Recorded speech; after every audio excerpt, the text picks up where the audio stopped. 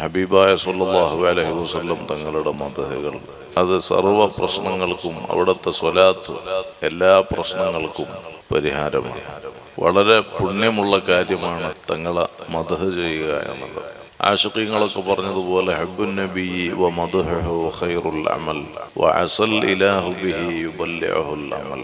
അമാലുകളിൽ ഏറ്റവും മഹത്വമുള്ള അമൽ അത് റഹ്മത്തുൽ ആലമീൻ സല്ലല്ലാഹു അലൈഹി വസല്ലം തങ്ങളെ സ്നേഹിക്കലാണ്, ആ തങ്ങളെ മദ്ഹ് ചെയ്യലാണ്. അതുകൊണ്ട് നടക്കാത്ത വിഷയങ്ങളില്ല, നീങ്ങാത്ത ടെൻഷനുകളില്ല, പൂർത്തീകരിക്കാത്ത കാര്യങ്ങളില്ല, വീടാത്ത കടങ്ങളില്ല, സുഖപ്പെടാത്ത രോഗങ്ങളില്ല. ദുനിയാവിന്റെ ആഖിറത്തിന്റെ സർവ്വ പ്രശ്നങ്ങൾക്കും തങ്ങളെ മദ്ഹ്, അവിടത്തോടുള്ള ഹബ്ബ് അത് മതിയാകും എന്നാണ് ആശിഖീങ്ങളൊക്കെ നമ്മോട് പറഞ്ഞത്.